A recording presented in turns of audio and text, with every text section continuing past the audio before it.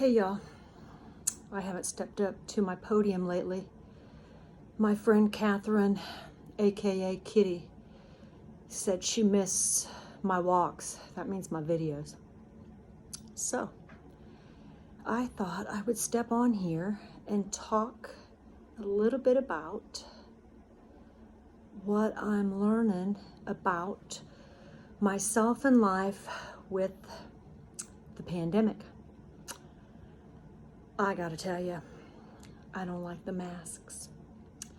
My friend Laurie said I strongly dislike them, and I liked that because I wanted to use the H word, hate. Way too much energy to hate, so I'm switching over to her words. Strongly dislike. However, you're not going to get past it. Now it's mandatory in Marion County. It's coming on up into Hamilton County. And if we do what we're supposed to do, then maybe this will go away. But what I'm learning along the way is things about myself that aren't so pleasant. And I excel at being my own shrink. I paid 1 year ago a lot of money, so I'm not going back. I got the same fecal matter. I just need to dig through it. And I'm not paying somebody right now anyway. What I want your homework to be is, I want you to define what the word happy is. I had dinner with my middle child, Dylan Cole, Levi's daddy. Man, did we have some powerful, deep conversations. And I said I was just trying to be happy, and he said, Mom, tell me what that is. And I said, well, first, I got to define that, and thanks for putting me on the spot.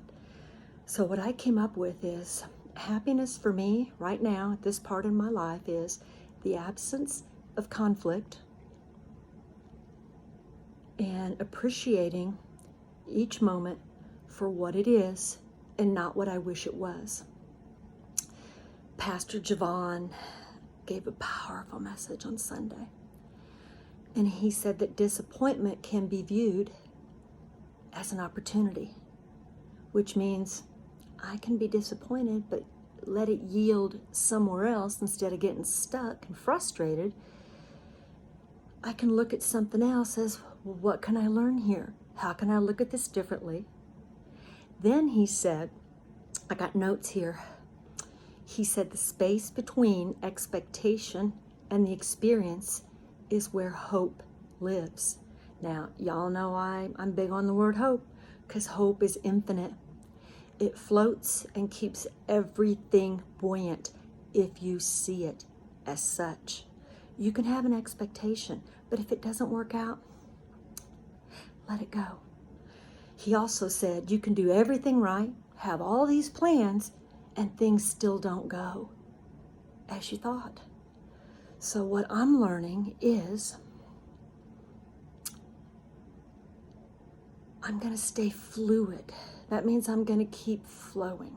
I'm going to step out of old patterns. And I read somewhere, most of my information that I share with y'all, I've read somewhere in a devotion or Instagram or something just really jumped out at me. This person said old mental tapes, places I keep pressing rewind and going back to and believing, and they're limiting beliefs and their lies, and they're not helping me. And when I go to talk to somebody and then they say something I don't like, I shut down. I don't want to hear it. You're wrong. But what I've decided is, if I can withhold judgment, keep my opinion to myself, present my information, and then talk about it. Because when you judge somebody or tell them, oh, that's wrong, oh, that's dumb, and all the horrible vitriol I see on all the social media platforms, I mean, everybody's opinions are strong, and it's okay for them to be strong, but it's not okay to be mean. You're not living in their shoes. You don't know what's going on, and you don't have to understand or like what they say, but you can choose to be open and let them have a safe space to speak their piece and to talk without you agreeing. if you continue to talk with somebody and you judge them, you give them your opinion, you do this, you do that, then they're not going to want to talk to you anymore. Because Glennon Doyle says, there's no right or wrong in a conversation when someone's sharing something. There's only honest. So with that, open your mind, try to stay fluid, try not to judge. And I said it before, if you can't take somebody's junk and hold it, just let them know. I don't have the emotional capacity. There's times when everybody does not have the emotional capacity to comprehend what they're saying, to handle a situation, to step up and do what you think needs to be done. Love people where they are.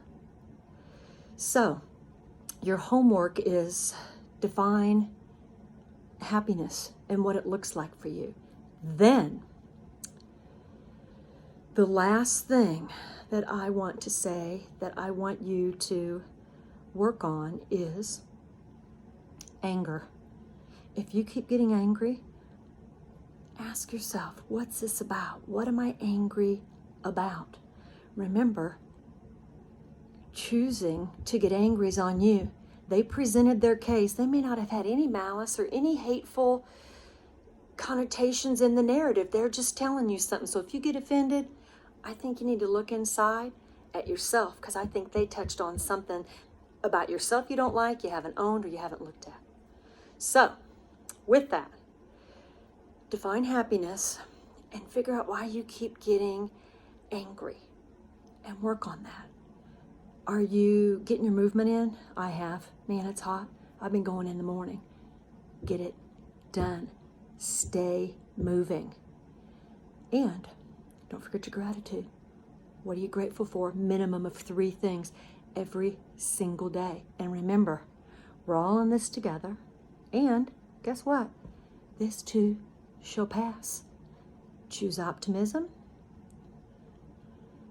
peace over panic. That's all I got for you right now. Peace and love. Bye for now.